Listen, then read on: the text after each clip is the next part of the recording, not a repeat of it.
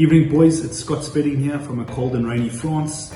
Just a message for the rugby boys at St. John's, especially the upper five or matric boys who would be playing in their final season. I know a lot of you would have been hoping to make the Blues for the first time and wear that jersey. Some of you who wore it last season already would be hoping to leave a mark and a legacy in that jersey, and it's devastating. I would have been devastated if I missed out on my last season for the Blues. And look, there's nothing I can say that's going to comfort you, just that there's a lot more serious things going on in the world at the moment, and rugby probably isn't high up on that list, so just take comfort in that.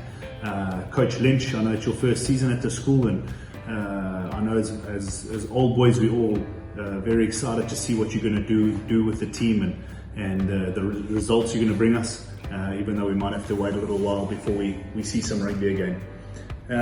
Look, I love my time at St. John's and playing for the St. John's first side. I was fortunate enough to be called up to the Blues from grade 10, so I had 3 seasons, but I remember my grade 11 year, what do you call that, lower 5, it was probably my fondest memories. We were captained by a guy called Morne van der Berg, and we really had a good side. We beat St. Stithians for the first time in, it was 8 or 10 years back then. We beat Paul Roos at the festival, which is obviously, we all know Paul Roos is one of South Africa's great rugby schools. And before we knew it, we had about a handful of games left in that season, and we were still unbeaten.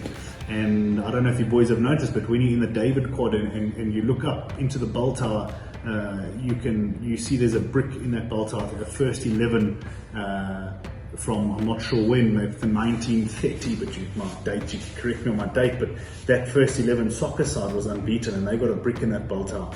And we were told that if we finished that season, we would get our first 15, 2003 in that bell tower. And all the excuses in the book, injuries, referee decisions, we lost to a pretty poor Markelas team, and it was the only game we lost all season, and we didn't end up getting our brick in the bell tower. It's something that still I have a little scar on my heart because of. I would have loved to have finished that season unbeaten, but still extremely proud to have been part of that side who only lost 1 game the whole season. So I know it's difficult for you boys. If there's one thing that you guys have achieved, is that the guys following you now will not take wearing that jersey for granted. And in every sport, in every team you play in, some guys take wearing the jersey for granted, and I've experienced that. But the guys who follow next year must understand the importance it is to wear that jersey.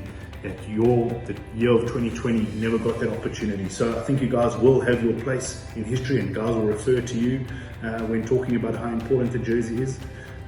So rather pour your energy into your schoolwork now, otherwise some of you might be there next year to wear the jersey, but let's hope that's not the case. And I'm sure you guys are all going to go on to big and great things in a diverse, in a whole lot of different spheres. So all the best, and I'll catch you soon at St. John's.